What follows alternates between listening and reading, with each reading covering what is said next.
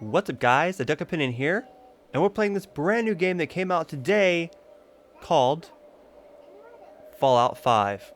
Now, we've been waiting forever for Fallout 5. 76 just wasn't cutting it for me. I'm kidding. This is Dying Light 2, but I will say it really feels like a next-gen Fallout game. The way that it zooms into the face when the people talk, the way it's like really realistic, the way I jump around, it just to me really feels like a Fallout game, and I love that about this game. So yeah, Dying Light 2 came out. It's amazing, especially if you got a beefy computer, but if you're playing on last gen, I'm sorry, but you should know better. This is a next-gen game. But I think even on last gen, it probably runs good enough. You probably at least get, what, 30 frames per second. But there's a lot of stuff I could cover in this game. I can cover a lot of stuff because it just came out, but a lot of people are covering it. A lot of people are playing it. And I just don't want to cover the cliche stuff. I want to cover stuff that I think is interesting, that I find fun. And what I find interesting is the zombies, because they're a bit different than they used to be in the game. So back in the first Dying Light, the zombies were more ragdoll. You'd more kind of like, they'd more like trip over themselves, like they'd fall off this ledge right here. And they would literally fall to the ground and ragdoll. Maybe they were too clumsy, but they've been a bit changed. Like you'd be able to attack the feet, and they'd sometimes ragdoll. But I'm not saying these are bad. But I'm just saying they're not the same. I mean, that's really cool, the way I cut off her body. That's one thing that's really... Look at my shadow. Holy crap. That's one thing that's really cool about this game. Look at this darn glitchy arm. The shadows are not there. But this game has really good gore. Like, you can chop off arms, legs, heads. That's pretty cool. But the physics are just different. Like, and I'll say they're a little bit worse than the original. Like, I love everything, and I'm not all about to try to get a refund or anything stupid because of the physics. But the zombies used to have just a little bit more ragdoll to them. But as you see, you can still totally mess them up. It isn't destroyed. I mean, I just cut off his arm and his leg. He turned into a crawler, and he's on his last limb chasing me. That's cool as hell. That's very unique. But I mean, look at that. That's sick. But I really miss the physics when it... Oh my gosh, that's so sick though. Like every time I keep trying to complain about the zombies not having the as good as physics as the last game, I just keep seeing cool stuff that just blow me away. And that's one thing I keep saying about this game, is it blows me away. I've been trying to compare it to Cyberpunk graphic-wise, and this is max RTX settings, and I had max RTX settings on Cyberpunk as well, but with Cyberpunk there's so much neon glow that I feel it's kind of cheating to compare this, because this game doesn't have that neon glow, and of course your eyes are going to feel like that's better. I mean, even Hitman 3 had that amazing neon glow. But I do feel like sometimes the animations get a little bit repetitive. Like every time you hit them, they just go left and right. I don't know. Like sometimes I like feel the criticism. Like I read something on Reddit about someone criticizing this, and I feel them. But I also will say they didn't just leave it bare. I love the mechanic of how they're asleep at night. And I like how it's actually kind of hard to alert them. Yeah, if you get right in their face and like start touching them. But for the most part, if you walk away from them, you won't alert them. Like even there, I didn't really alert them fully. Like a little bit, but they're fine. And so you can sneak around these guys in the middle of the night.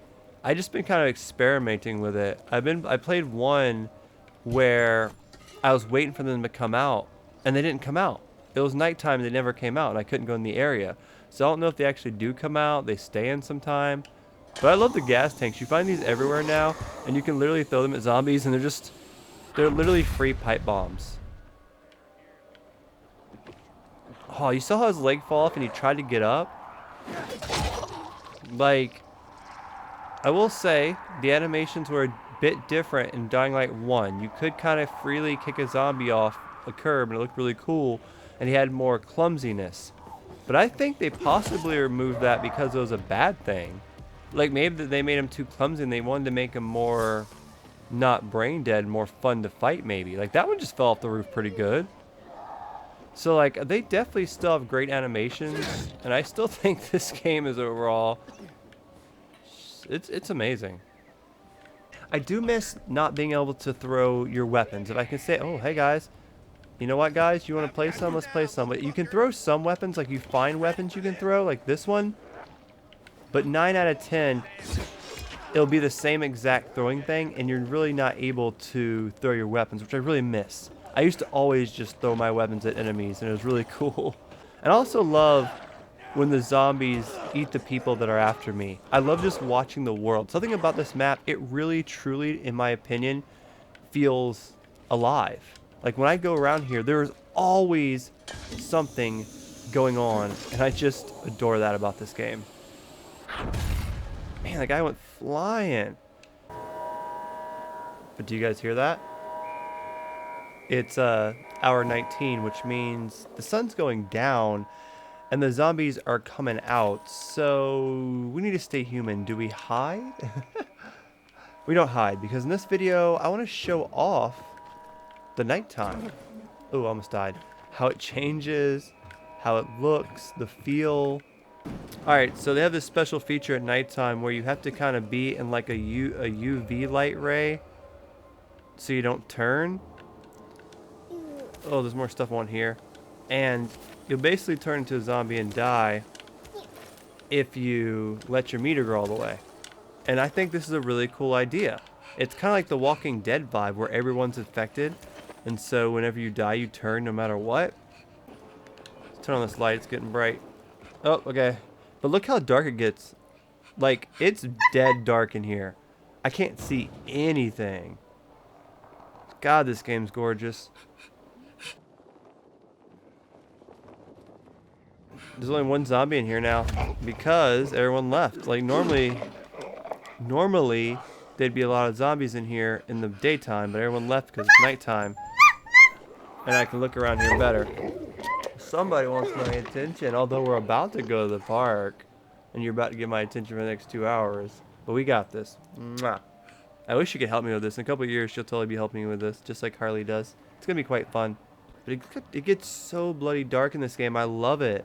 Because it meets like the best of both worlds. Because I think Dying Light 1 was a little too dark.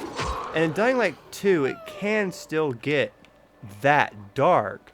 And you can also turn off the hit bars if you really want to. But it can also be a little more light than Dying Light 1 was, which I can totally respect and totally love.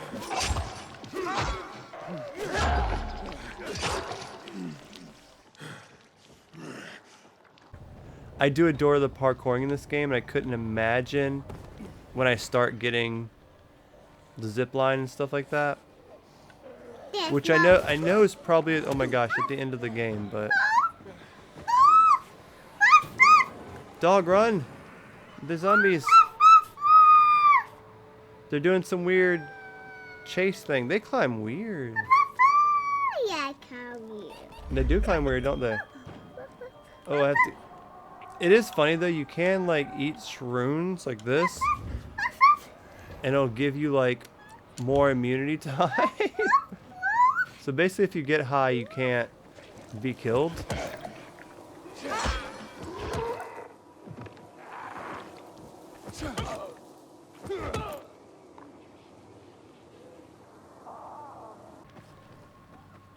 But it's just an interesting concept that you have to keep yourself alive or you're gonna turn, compared to it just being too intense. Because I feel like in Dying Light 1, almost died, it could get to the point where you just didn't go to the dark. You probably just skipped it. But now it gives you that option where if you wanted to, you can go to the dark and it gives you a reason to go. But then if you do, you could risk turning. It's like, once we do all this parkour stuff, when in my opinion this should just be a pair of stairs here. They just do it just to parkour it. But it looks like I'll make it just in time. Granted, I could have popped some more shrooms too.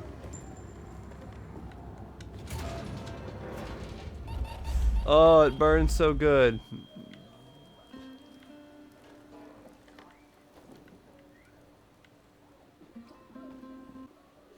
She's gonna love me one day. Yep. Keep telling myself that. This has been Dying Light 2. Hope you guys had a fun time checking it out. I don't really know what else to show unless some crazy bug or glitches happen.